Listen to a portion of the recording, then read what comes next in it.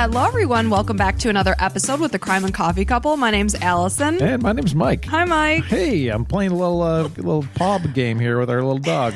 She decided to lick me right before everything got started. So. Yeah, she's just not cooperating with us today. Yeah, that's all right. Well, not today, this moment. As we sit down to record, she's barking at other dogs. It's just, it's just Look a crap how cute show. she is. Oh my gosh. She's so cute, though. Oh, little paws. If you're watching on YouTube, she's giving Mike a little high five. She's just the cutest thing that has ever lived on this planet. Yeah, and if you're not watching YouTube, then this is boring to you. So, thanks for joining us. I will say, we try to say this about every 7 or 8 episodes, or 10 or so.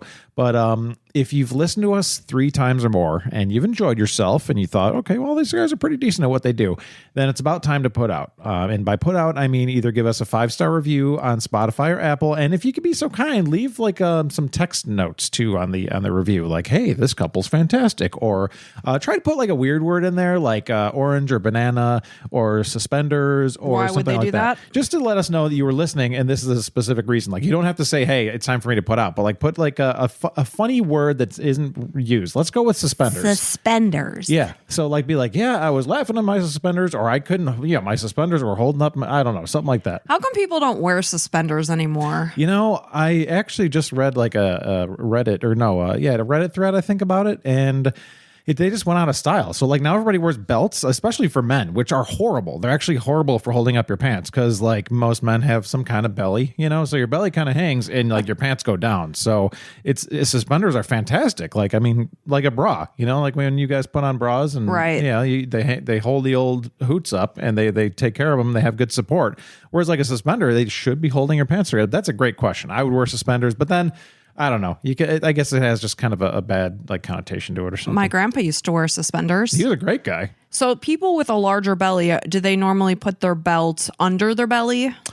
Yeah, because I mean, if you put it over, especially like 50, yeah, size 50 or something. My uncle, he's no longer with us. God rest his soul. But that would always be like my dad's joke. Like if he wore it over his stomach, he'd be like a size 50 waist, and instead he's like, "Oh, I'm a 32, still a 32." It's like, well, you got a gigantic belly, so you're not exactly healthy. Oh, geez. Yeah. So what's going on in your world, sweet cheeks? Besides you being sick for like 6 to 8 months? Yeah, it's just this is just the status of my life right now. I'm just have a chronic congested cough. You would think I was smoking 5 packs a day, maybe with the filters out. But I'm not a smoker. You're dealing Lucky Strikes over there. I don't know. I'm starting to question. Maybe I have TB. Maybe I have pneumonia. Not sure. Well, you could be any of those things. It's kind of fun. Like, yeah. I guess we'll just wait and see, folks. We'll tell you what kind of sickness Allison has. We'll just see. Yeah. And besides that, Allison said something the other day. Oh, you'll notice we have more advertisements because we got part of a network on our podcast here, which is super cool. So please be happy for us. Thanks to your support and all those things. But Allison's like, well, like we rewrote some things, and I was like, well, part of the true crime genre.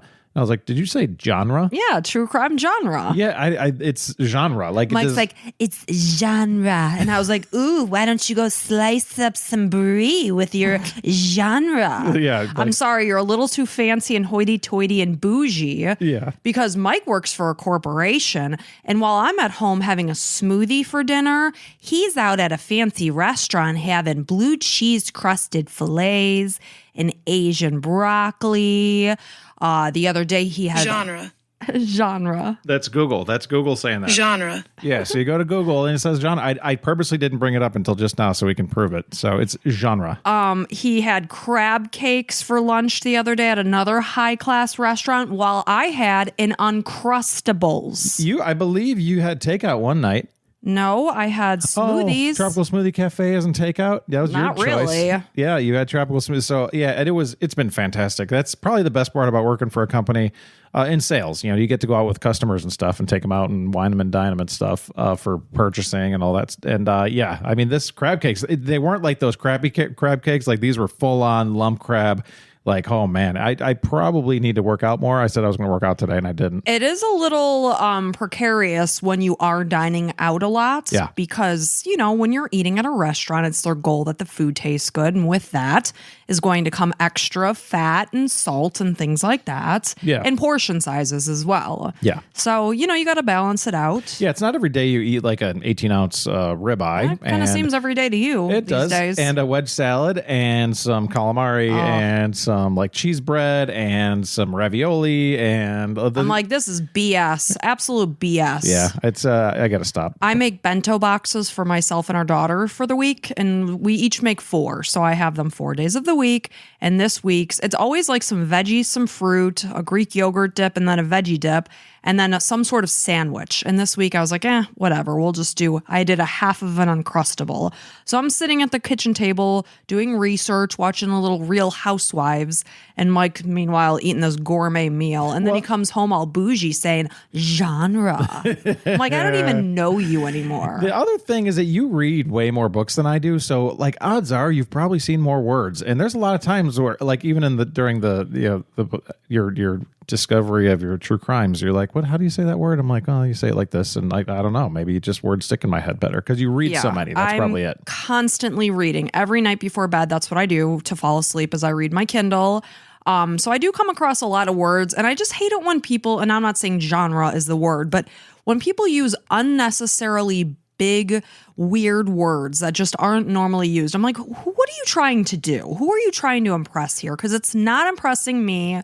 Let's just be real, folks. And in sales too, like, I'm a salesman, and I can't stand when like some of my engineers use like big words, like when we're in front of a customer or something. It's like, just like break it down, man. Just like we're just human beings.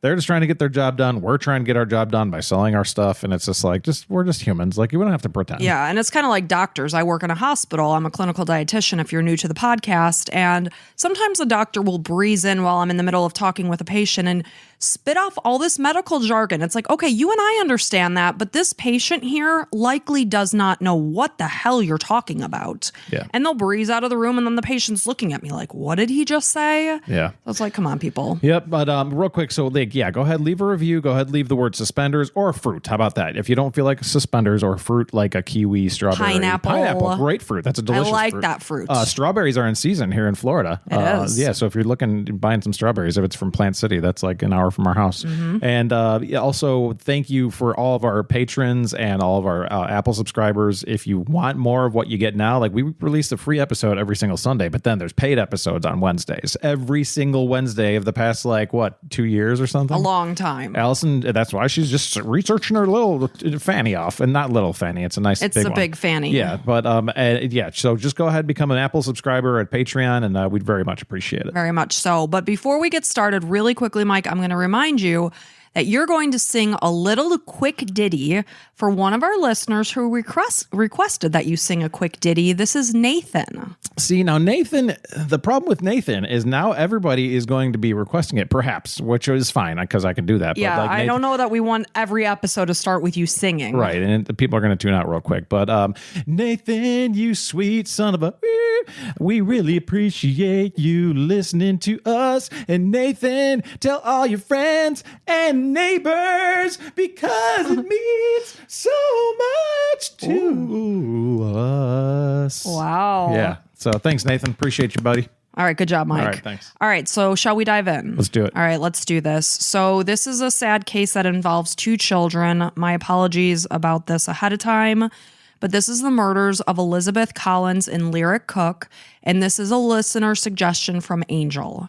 So non-family stranger abductions are the rarest of the 5 case types of missing children and really account for only 1% of missing children cases that are reported to the National Center for Missing and Exploited Children. And that's the thing that everybody's most scared of, right? Like some random stranger coming up to your kids at a playground and just taking them. So it's only 1%, right. But it's scary as all hell, and I don't blame you for being scared because I am too.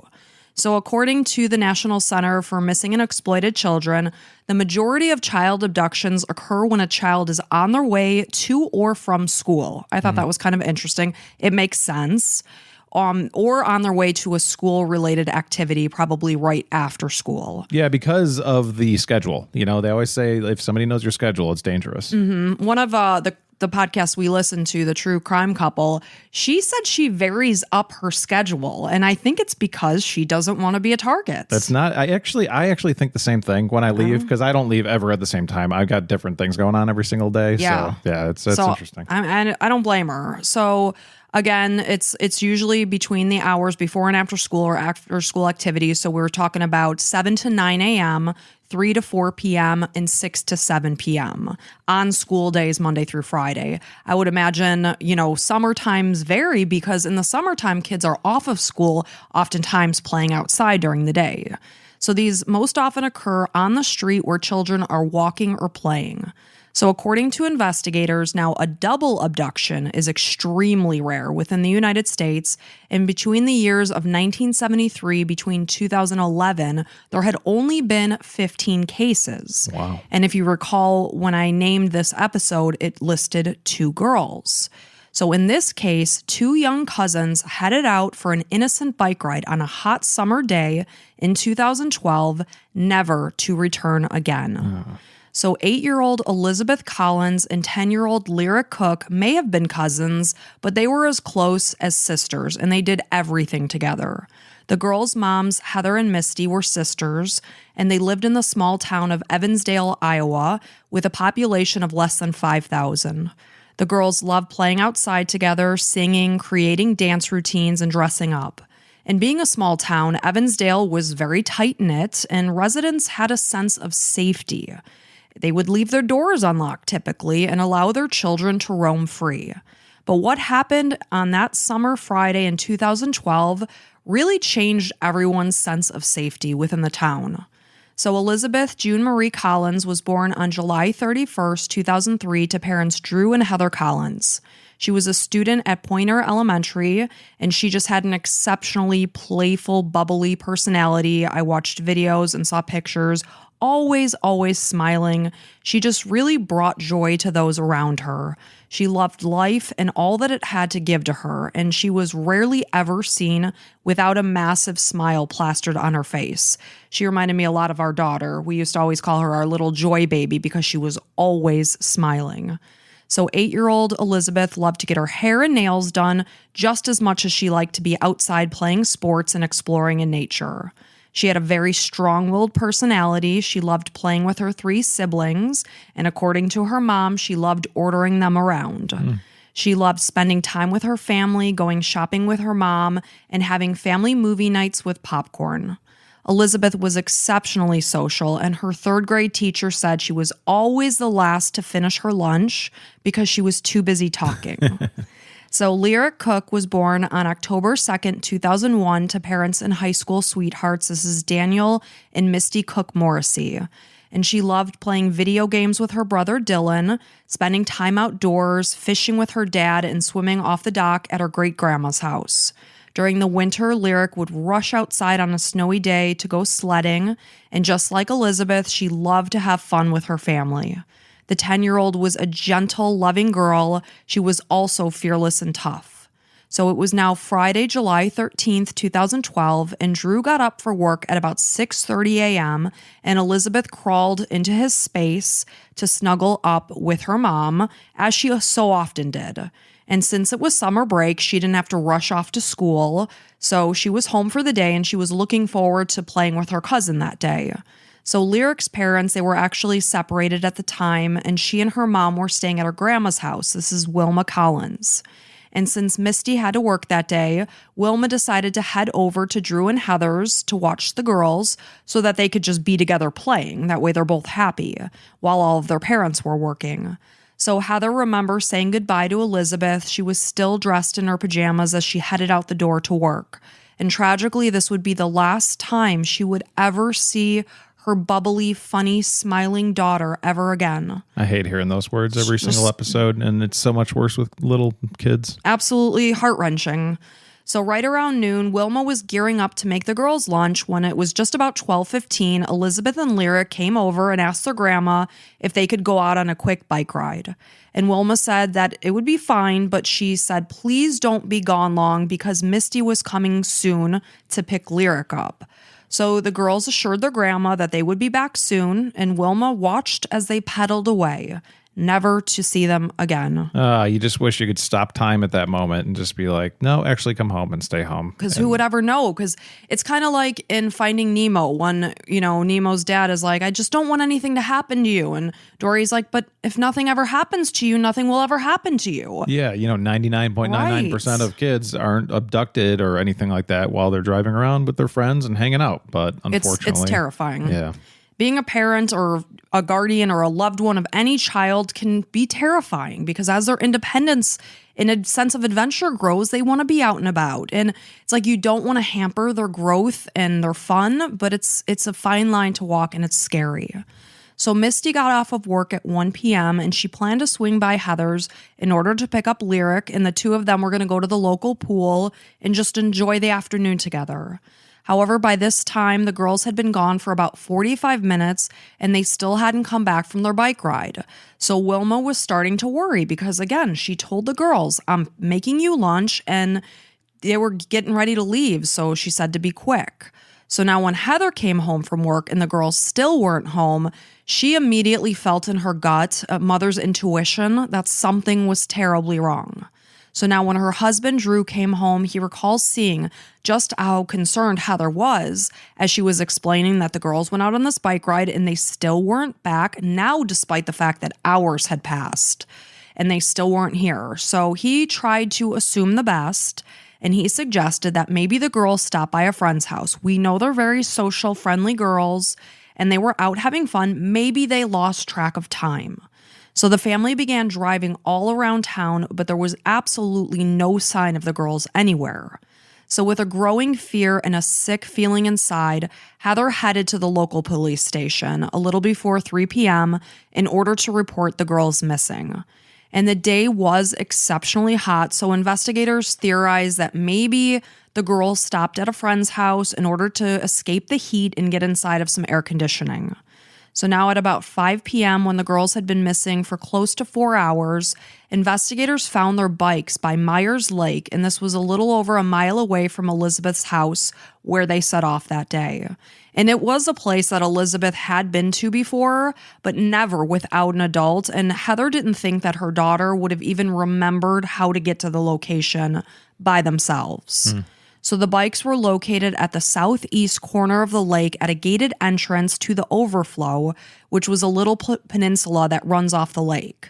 So the gate was found open that day, and investigators worried that maybe because the day was so hot that the girls had gone into the lake to cool off and drowned.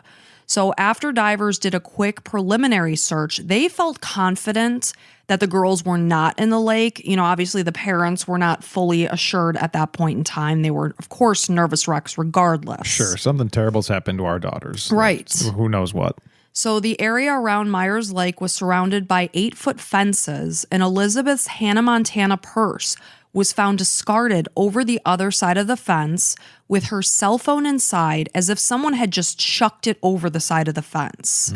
So Drew sent Heather a picture of the discarded purse, and she immediately knew in her heart at that moment that the girls were gone. She just knew it. So as days went by, volunteers came in droves to help search for these two precious little girls who seemed to have vanished into thin air. The sheriff's office was assisted by the FBI as well as the Department of Criminal Investigations. So 3 days after the girls disappeared, when Myers Lake was drained, the FBI sent their divers into the deeper underwater pockets of the lake, and at this point in time, they were able to confirm that definitively the girls had not drowned in that lake. So aerial searches were conducted, and investigators also interviewed local sex offenders to eliminate them as suspects. So investigators also analyzed the family's computers in order to eliminate the possibility that maybe the girls were chatting and planning something with someone online. And then the family members themselves were eliminated as suspects as well. And these are all like the low-hanging fruit because like this is probably what normally happens. So it's like, okay, and there's so many different ways you can go because there's no good quality evidence just yet. It's just like it could be anything and we got to turn over every single leaf. Right. And I'm telling you that, a single abduction by a stranger is only 1%. And we were talking about double abductions being exceptionally rare. So that's what investigators are saying. Like, what are the odds that this is another case of a double abduction? And also, like you said, this is a small percentage. So like the bigger percentages are like family members and, just somebody known to the family. So literally could be anybody. Right. And I will tell you that at the time that Lyric disappeared, Misty and Dan were separated and they had each spent time in prison for felony drug convictions. Oh my gosh. So the cops were like, it's got to be something with this dude. Yeah. So that's tough. Misty herself, this is Lyric's mom, she had spent 3 years behind bars, and Dan was actively awaiting trial on charges for making and dealing meth. So he had only just turned down a plea deal 1 day before the girls had vanished. So because of their pasts, investigators focused on the couple and the possibility that maybe their nefarious backgrounds could have introduced a troubled person into their lives that could have possibly retaliated against them by harming the girls. And we often talk about Occam's razor, the easiest solution, the most obvious. And that is the most obvious solution. So it does it. It just opens the gate to speculation and possibilities. So Dan was actively using drugs at the time of Lyric's disappearance while Misty was clean. And both of their polygraph tests came back inconclusive. So Dan was insisting that at the time that he did his test, he was actively under the influence. And as you know, with drug use, alcohol use, etc., your heart rate changes, things change. Especially meth. Right. So at this point in time, the couple was facing scrutiny and they stopped communicating with law enforcement. So to investigators, this was just another red flag. So the situation went on to cause a lot of animosity and divide between the family members, which is just really unfortunate because this is an extremely harrowing, horrific time. And then there's further, divide and just drama and also potential delays in the case. I mean, it's, just the last, I think when our bonus episode recently, it's like if somebody's quiet, then everybody gets worried that like, oh man, they've got to have something to do with it. They're lowering up because they know something. And like that just spells like bad stuff for the police. They're like, oh, they're not talking to us anymore. That must mean they're hiding something. Right. And then if you're like Elizabeth's parents, you're like, these like druggy scumbags have something to do with this. Right. And unfortunately, they're sisters. Like it's just very unfortunate. Yeah. So Dan did go on to retake the polygraph test. This is 3 days later when he was drug-free, and he did pass at that point. So surveillance video was reviewed from a local business that depicted the girls riding by on their bikes shortly after noon on the day that they vanished, and this was the last time that they had ever been seen. So eyewitnesses around town also confirmed, that they did see the girls biking around, and this just established timelines as well as potential evidence of where they went, what path they took. So one woman did recall seeing a man, and he was standing near a no outlet sign with 2 little girls. And one girl was on his shoulders while the other was next to him. And the girl on his shoulders, appeared to be fighting him. So, she's just passing by this scene. She just assumes that the little girl was mad at her dad because he was taking her away from playing. She also noticed a white van parked across the street while this was happening. So the day after the abduction, investigators received 2 or 3 tips that did involve also a white van. So this woman obviously was crucifying herself after she learned about Lyric and Elizabeth, thinking, did I see someone actively abducting them? But, hindsight, I always say, is 20/20. Oh, that's your saying? That's my saying. Okay. I own that. No one else can use it. And if they do, they have to attach it to my name. Okay. So candlelight vigils and press conferences were held to bring attention to the case in hopes that Elizabeth and Lyric would return home safely. However, time continued to tick by and there was no sign of them.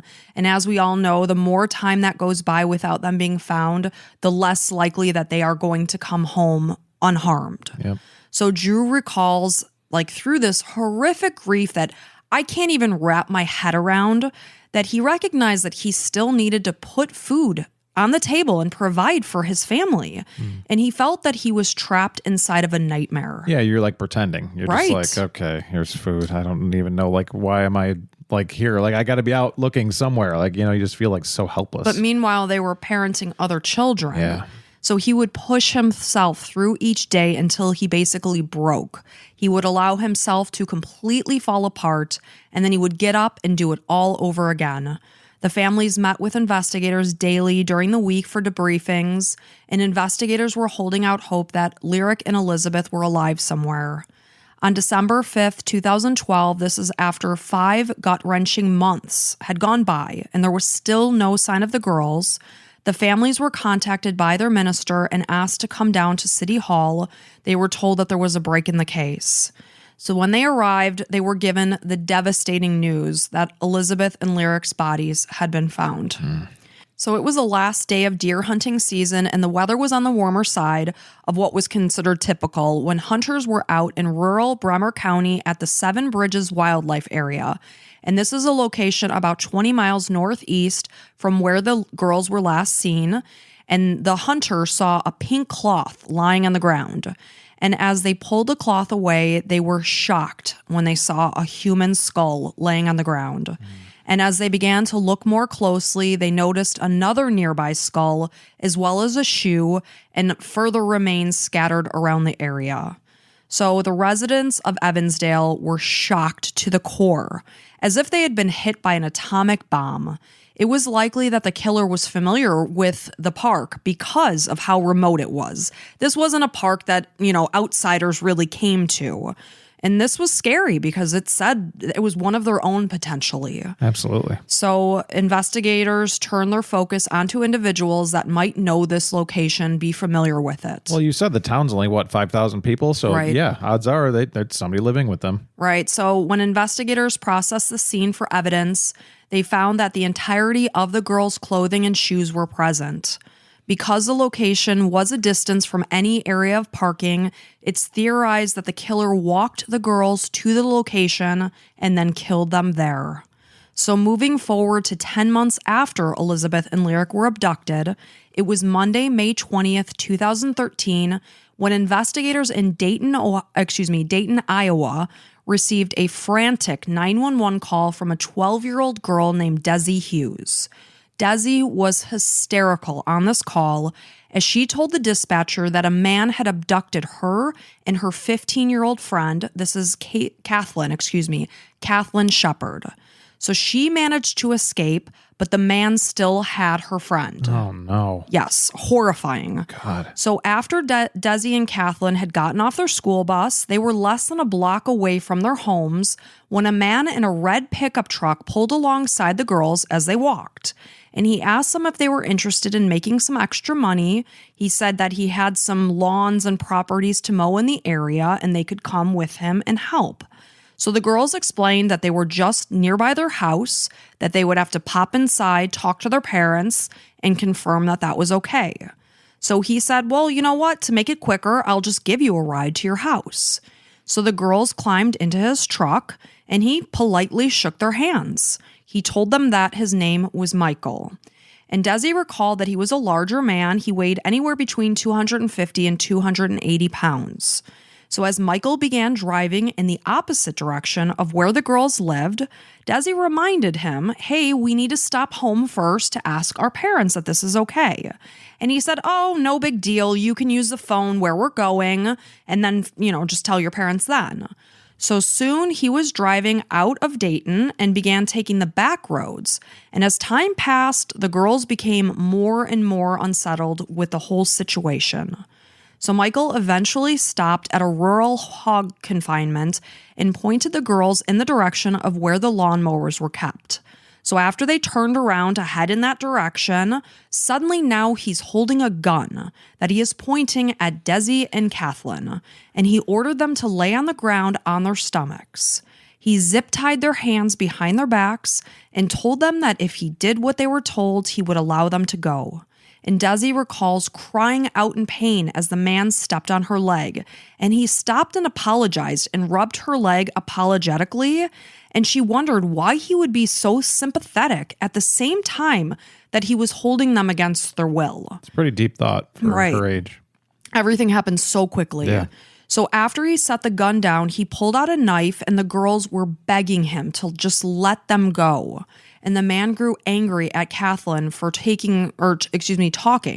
So he ripped her up off the ground by her arm and began to pull her in the direction around the corner.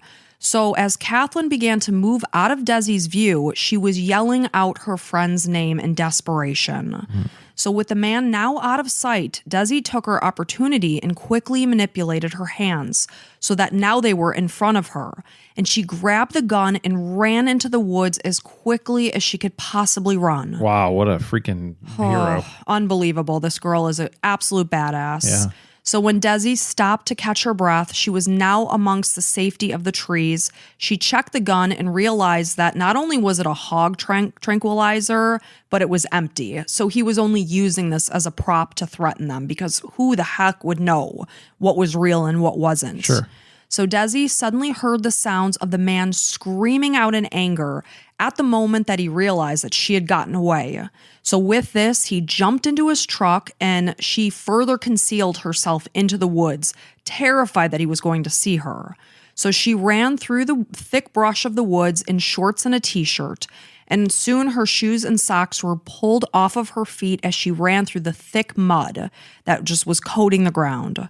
So the thorns from the raspberry bushes were just tearing at the flesh of her legs and feet. Oh, and she's running like knowing if she stops, she's dead potentially. So it's like no matter what you're going, but while your whole body's getting torn up. Right.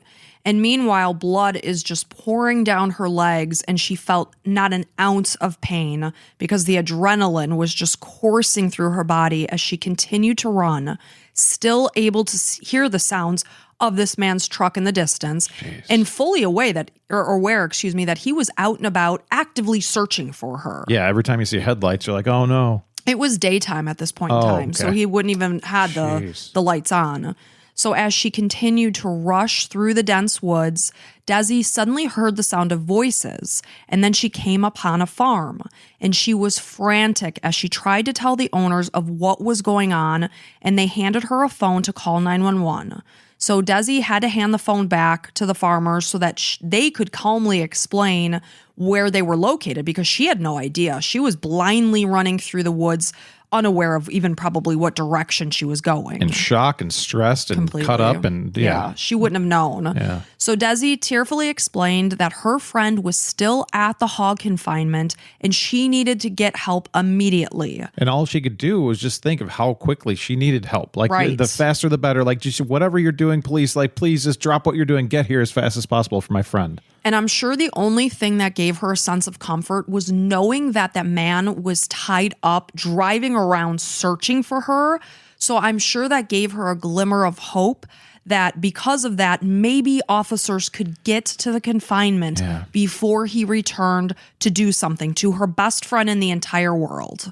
I can't even imagine how harrowing this all must have been. So in the meantime, a friend of the farmers went to the hog confinement with a gun and came back shortly thereafter. He explained that there was a large area of blood on the ground and there was no man, there was no teenage girl, there was no truck.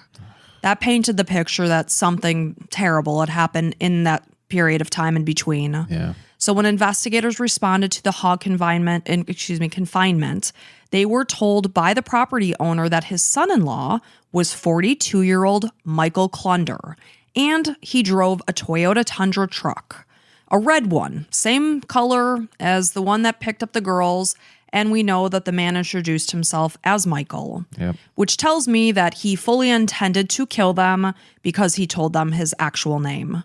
So not only that, but Clunder was a convicted sex offender with multiple convictions for violent felonies. After Desi was transferred to the hospital, detectives arrived and showed her a photo of Michael Clunder, and immediately she was able to confirm that, this was the man that confirmed her and Kathleen. So when detectives arrived to his house, no one was home, so they waited around until his wife returned. Oh my God. This monster had a wife. I mean, you got to be pretty dang desperate to marry somebody who's a sex offender. I don't know. It's disgusting. You know, it's like I don't want to judge somebody that didn't have anything to do with this part of what happened, but I'm okay with it. She's kind of probably somebody that's on the outs, I would say. So she indicated that she had received a strange text from Michael that read something to the effect of, "I love you, I'm sorry." So investigators began pinging Klunder's phone as his father-in-law was heading around to his other properties. So investigators were soon notified that Klunder had taken his own life at one of these properties. What a puss. And he hung himself in a machine shed on one of the farms. I mean, it's ideal for the rest of us humans because he's no longer here. Right, but he knows what happened. Yeah. So that's the problem here. So they looked at his pickup truck, which was there on the property, and they saw blood on the tailgate, but there was no sign whatsoever of Kathleen. That's the problem, is when he died, the information of what he did to Kathleen died alongside him.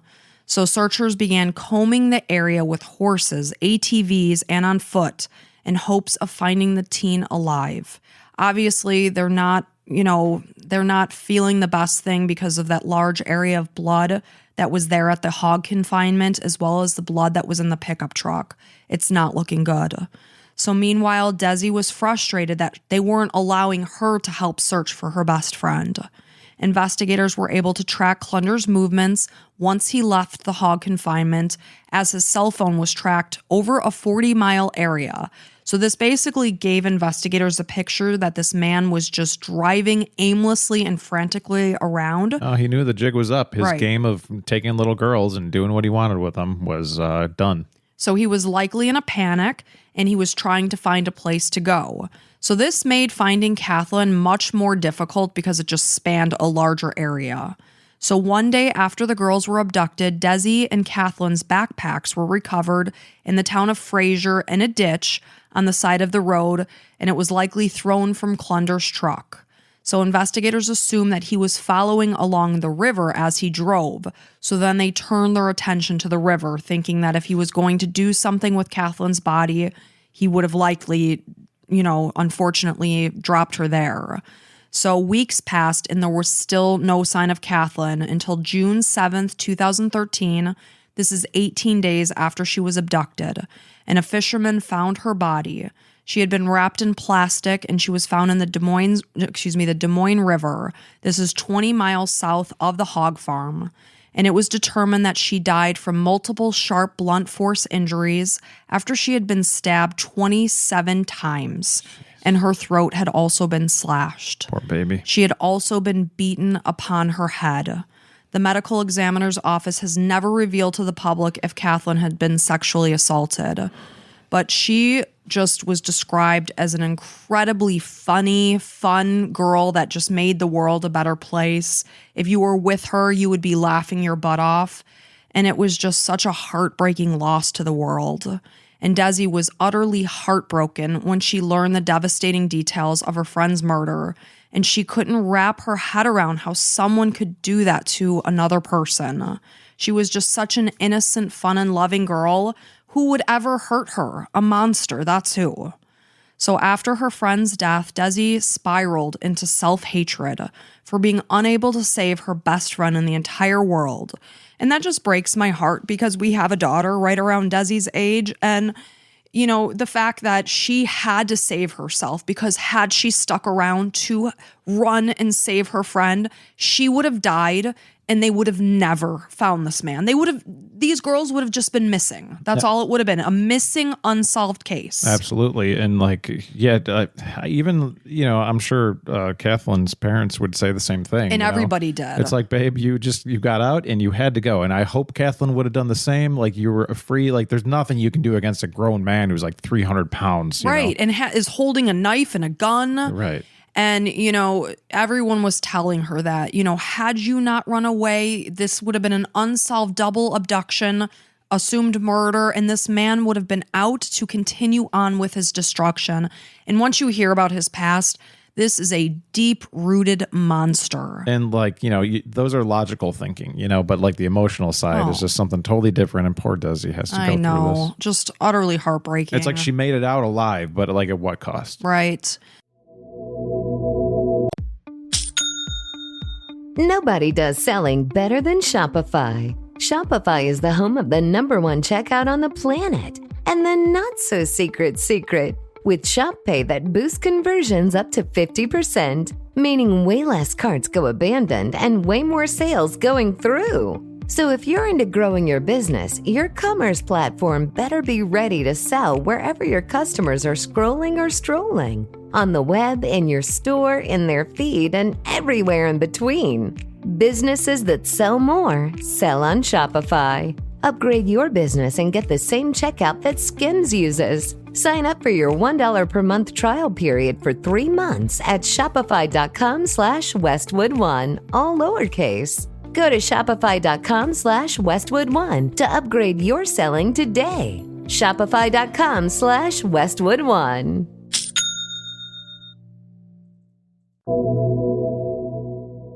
So investigators could not help but notice the similarities in what happened to Elizabeth and Lyric in Evansdale and Desi and Kathleen in Dayton. Both crimes happened in the middle of the day. And how far apart are they? So I'll tell you that. So they happened less than 1 year apart, 100 miles, which was less than a 2-hour drive between each other. So investigators felt that it was very possible that Clunder could have been the person responsible for abducting and murdering Elizabeth and Lyric, because again, it is super, super rare that there be a double abduction. And wait till I give you more information. Okay, I have more questions, but go. So throughout many of his teenage years, Michael Clunder had been in juvenile detention centers for violent offenses. Again, just pure monster, pure evil. At age 15, he beat a girl in a bathroom so viciously that she was near death. 15. Girl. A girl. Yeah. For this, he was sentenced to sex offender treatment. I'm not sure why sex offender. I assume he did something. Oh, my God. Like, kill him there. Like, any 15-year-old boy who beats and sexually assaults a girl at 15, like, just kill them. Like, they're dead. You just wait. Jeez. So for this offense, he served nearly 2 years behind bars in 1989. Because he's a minor. Okay, so I say 2 years. 89, 90, 91. You would assume he would have gotten out. So now, in 1991, he followed a 21-year-old woman in his car and flashed his headlights at her, signaling her to pull over on the pretense that she had a burned-out taillight. So after she listened to what this man was telling her, she climbed out of her car to check out her taillight, and he threw her to the ground and threatened her with a knife and wrestled her into his car. Thankfully, this woman was able to frantically wave her arms out of the window to flag down an oncoming car, and she managed to escape. We know she would have been taken somewhere, sexually assaulted, and murdered. So she was in his car because he grabbed her and pulled her into his car, and she was waving her arms out while he was trying. Like, what was he trying to do? Did we get any details? Oh, he there? was driving her away to an unknown location to do God knows what to her. Oh, so he was abducting her. So the people were watching at night, and she was just kind of waving her arms around. And she was frantic out the window. Okay, wow. So then, the very next day, he abducted 2 3-year-old girls.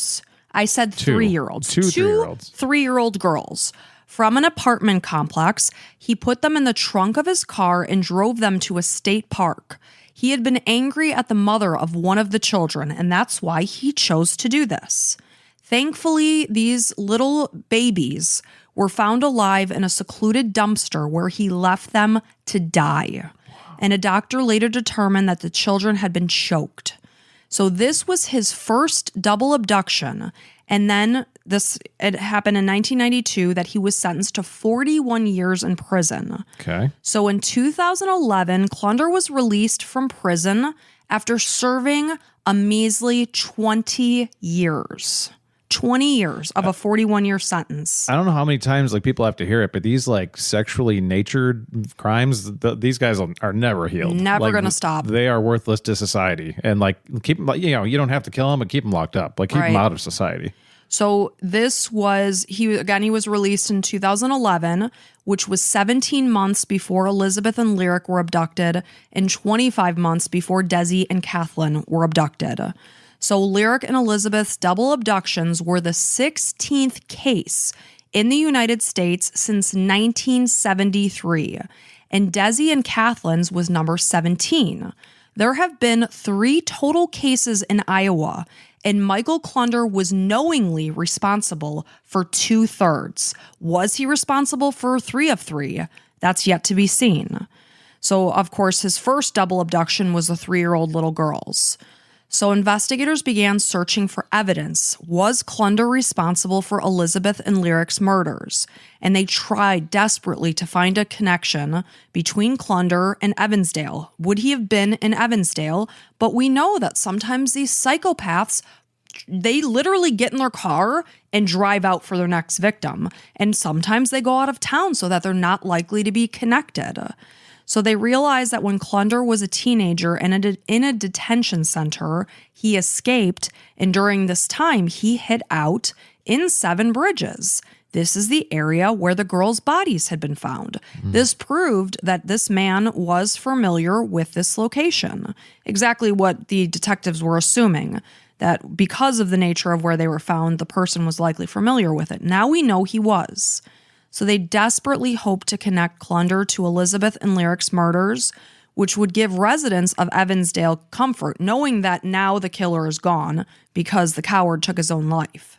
However, after 1 year of looking into Klunder, this happened in May of 2014, investigators officially ruled him out as a suspect. Really? In every piece of research, they never specifically said how or why, but they said that they determined that he had not been in Evansdale on the day of the murder. Wow. So despite this, many people remained fully convinced that this man still could have been responsible. They questioned, were they utilizing cell phone data in order to say that this was the case? Easily, he could have left his cell phone behind. Sure. And also, he worked on like his father-in-law's remote properties. So he could say that he was mowing lawns on a hog confinement property and have easily jumped in his truck and driven away, and no one would have a clue. Like, really, the only way to say no, no connection at all is finding DNA evidence that doesn't match up. Right, and that wasn't the case. Right. So a lot of people still believe to this day that he very well could have been responsible. I mean, but at the same time, like if you're police, like how easy is it just to pin the guy who's dead? So why wouldn't they? I don't know, but there's got to be something pretty solid. It's not like in a case where I go to work at a hospital and there's cameras everywhere. I have an Access ID card that I swipe in with. I clock in. There's a picture of that. When you're a farmer, there is no way to prove you were there. No. So I don't know exactly how investigators determine this, for sure, but that's what was reported. So some actually wondered if perhaps Richard Allen was responsible for murdering the girls. And this is the murderer of Abby Williams and Libby German. And we just covered this case recently. So this happened in 2017 in the small town of Delphi, Indiana. Now, I will tell you this is 400 miles or a 6-hour drive from Evansdale. But could Richard Allen have been responsible for Elizabeth and Lyric's deaths?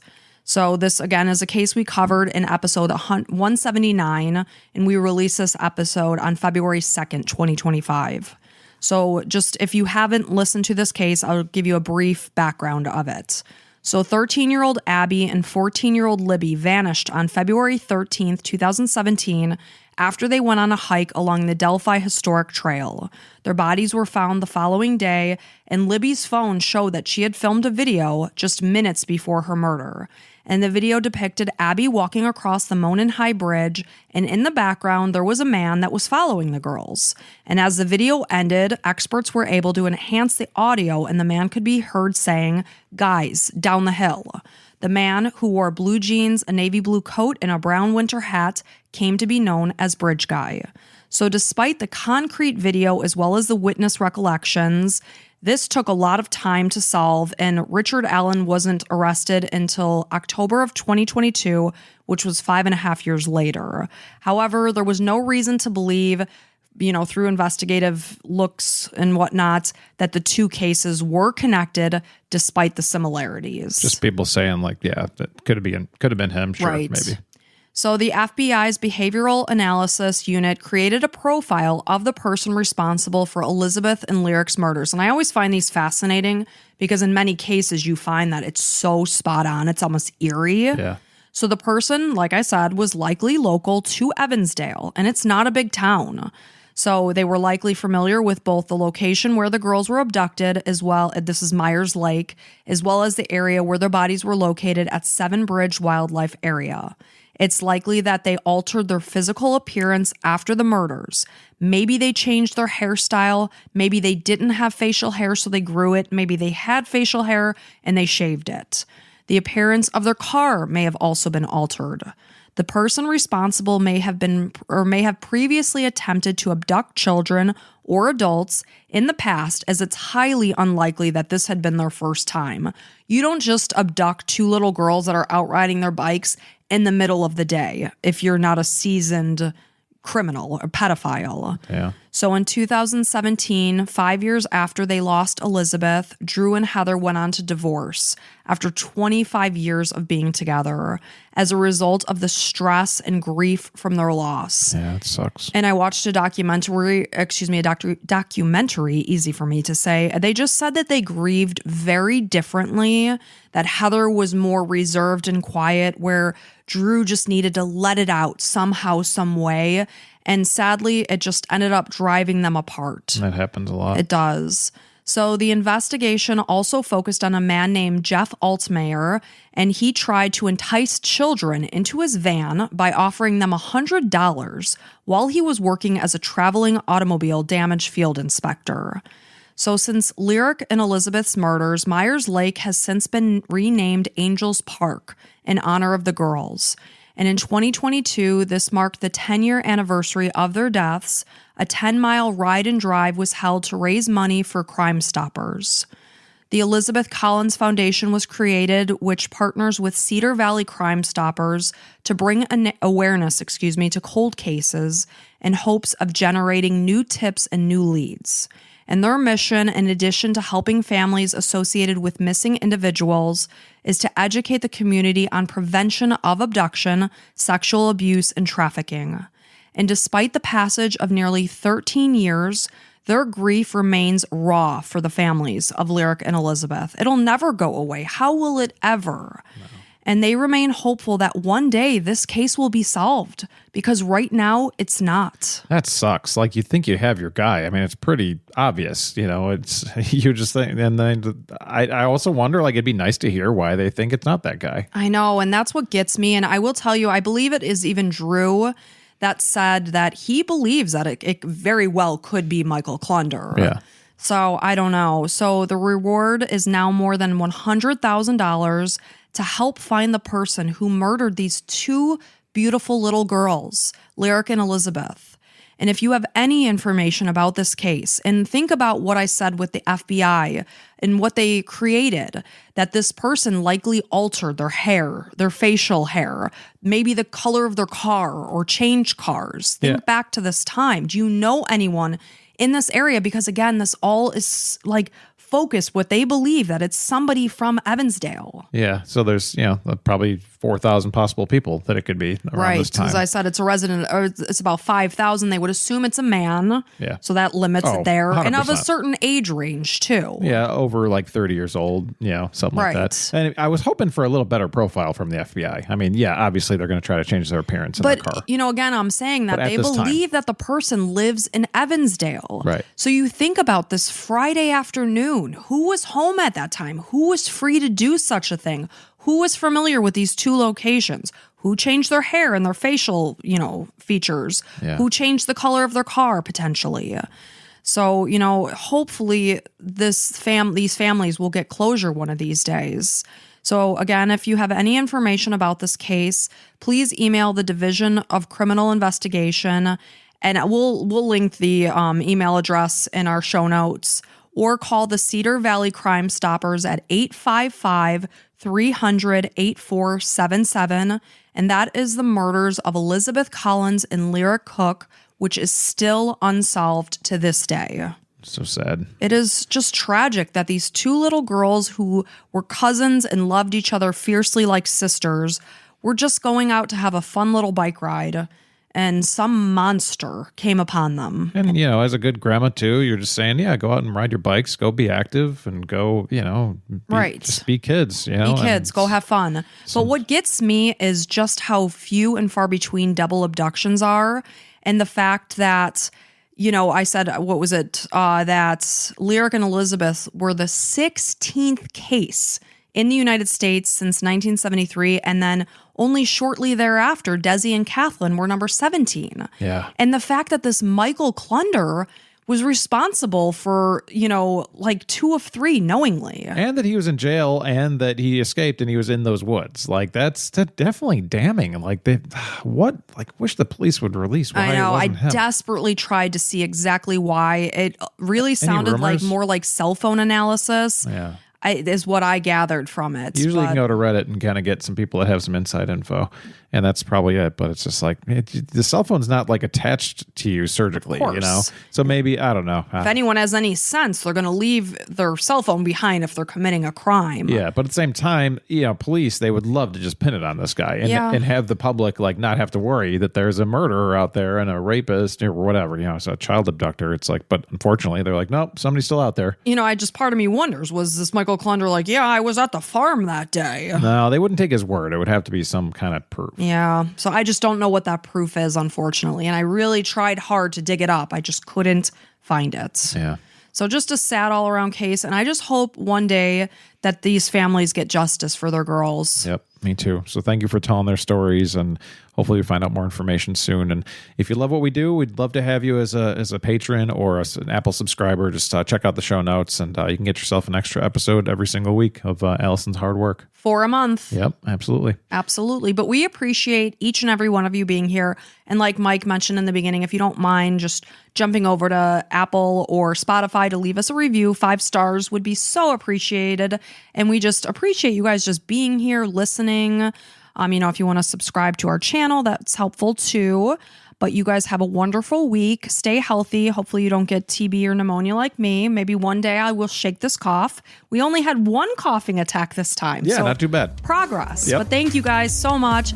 And until next time, bye.